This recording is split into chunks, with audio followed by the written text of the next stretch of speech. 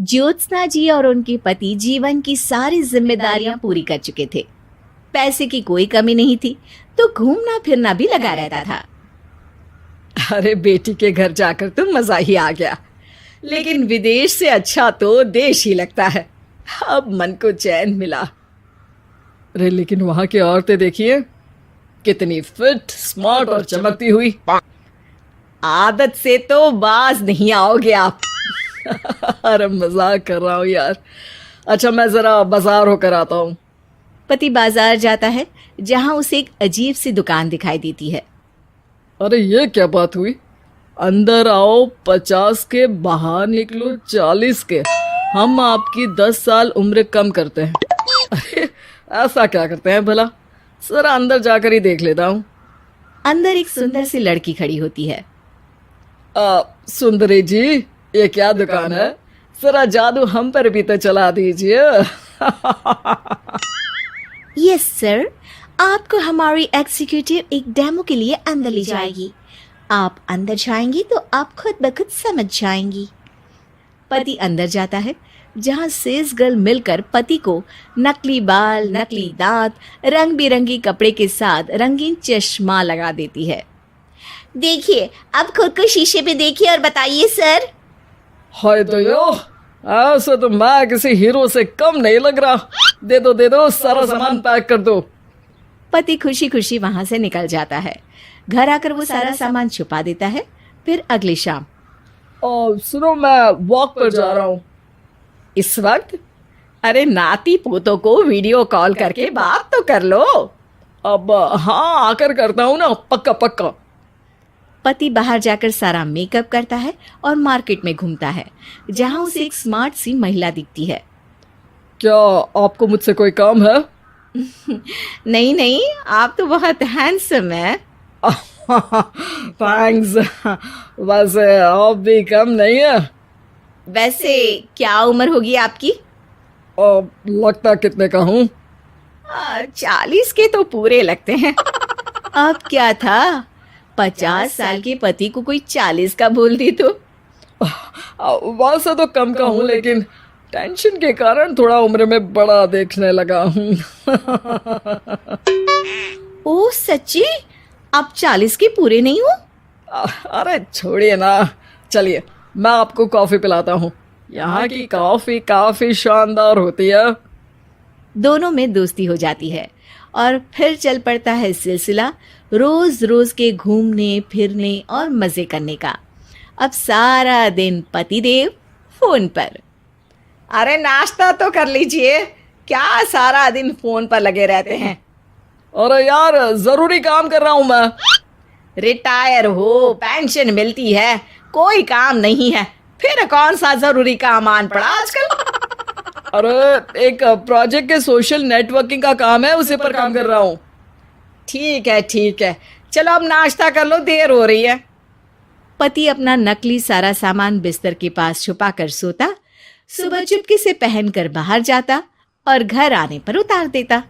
एक दिन पड़ोसन कहती है, अरे ज्योत्सना बहन, तुम लोगों के घर कोई हैंडसम सा आदमी रहने आया है क्या? अरे कहाँ यार, मैं और ये दो ही तो लोग हैं घर में। हैंडसम सी शक्ल देखे तो मुझे भी जमाना हो गया है। अरे पता नहीं, वो जाता तो तुम्हारे ही घर में है, क्या पता कौन होगा। अरे तुम्हारी उम्र हो रही है ना, और भाई साहब को भी गए 5 साल हो गए, शायद इसीलिए अब सारे हैंडसम नजर आ रहे होंगे। पड़ोसन भी ज्योत्सना की बात पर मुस्कुराकर वहां से चली जाती है। एक दिन, अरे सुनो जी, बहू बेटा और पोता आ रहे हैं, कुछ दिनों के लिए वो हमारे साथ ही रहेंगे। अरे शिट यार, ये क्या है? बेटे ने तो कर ली शादी, अब क्या करने आ रहा है यहाँ पर? अरे कैसी बात कर रहे हो जी, इस उम्र में तो माता पिता तरसते हैं कि बच्चे आकर साथ रहे, लेकिन आप है कि। अरे ठीक है ना, लेकिन आप देखो सभी व्यस्त हैं अपनी जिंदगी में। ये लोग आएंगे रहेंगे, कितनी डिस्टर्ब हो जाएगी लाइफ। कैसी बात कर रहे हो? अरे जैसे बहुत हैपनिंग है ना तुम्हारी लाइफ, तो जो बच्चों के आने से डिस्टर्ब हो जाएगी। अरे दिन काटने मुश्किल होते हैं, बच्चे आ जाएंगे तो थोड़ा दिन रात पता तो चलेगा। ओफो, ठीक है, लेकिन बोल देना कि ना कोई मेरे कमरे में आए, ना मेरी लाइफ पे दखल दे कि मैं कहाँ जा रहा हूँ, क्या कर रहा हूँ, समझी? खैर, वो दिन भी आ जाता है जब बहू, बेटा और पोता उन लोगों के घर आते हैं। एक दिन, माँ जी, आज मेड नहीं आई है तो मैं आप लोगों के कमरे में झाड़ू लगा देती हूँ। अरे नहीं बहू, वो तेरे पापा को ना पसंद नहीं है कि कोई उनके कमरे में जाए। तू छोड़ ना, मैं खुद ही लगा दूंगी।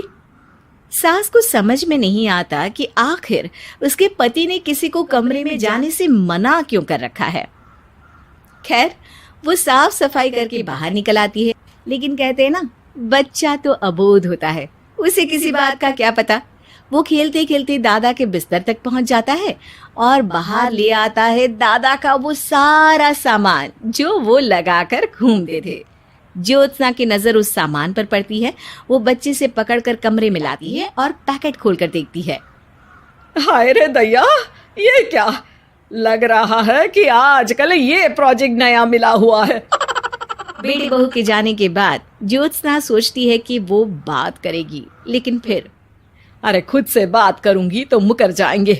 पता लगाना होगा कि माजरा क्या है। कुछ दिनों बाद, अरे यार, ये बच्चे लोगों के आने से लाइफ ना बड़ी डिस्टर्ब सी रही। मैं कुछ देर के लिए वॉक पर जा रहा हूँ, आराम से आऊँगा 2-4 घंटों के बाद, ठीक है? मैं क्या सोच रही हूँ कि मैं भी आपके साथ चलती हूँ। अरे थोड़ा रिलैक्स मैं भी तो हो जाऊं। हाँ, पड़ोस वाली बुढ़िया के साथ नीचे पार्क में जाकर वॉक करके आ जाओ। अच्छा जी, तुम कार से लॉन्ग ड्राइव के मजे लो और मैं पड़ोस की बुढ़िया के साथ। पति नहीं मानता और अपना पैकेट और कार लेकर निकल जाता है। रास्ते से वो उस महिला मित्र को फोन करता है। हाय ब्यूटीफुल, मैं कुछ दिनों के लिए आउट ऑफ कंट्री था, आज आ गया तो सोचा तुमसे मिल लूं। हाँ, क्यों नहीं, क्लब में आ जाओ। पति क्लब में पहुंचता है, सारा नकली सामान चिपका भी लेता है, लेकिन उसे पता नहीं होता कि ज्योत्सना ने सबका गोंद निकाल दिया है। ओ बेबी, मैंने आपको बहुत मिस किया। मैंने भी। लेकिन वो जैसे ही हंसता है, उसके नकली बाल गिरकर हाथ में आ जाते हैं, जिससे उसका सर गंजा दिखता है। ओ ये क्या! तभी उसका दांत भी हाथ में आ जाता है और ज्योत्सना के पति का सारा बुढ़ापा उसकी दोस्त के सामने आ जाता है। हे भगवान, अंकल जी कौन है आप? कैसी बात कर रही हो अंकल, मैं तो तुम्हारा दोस्त हूँ। अरे पर हो तो अंकल ही ना, नकली दांत, नकली बाल और क्या क्या नकली है। पति को गुस्सा आ जाता है।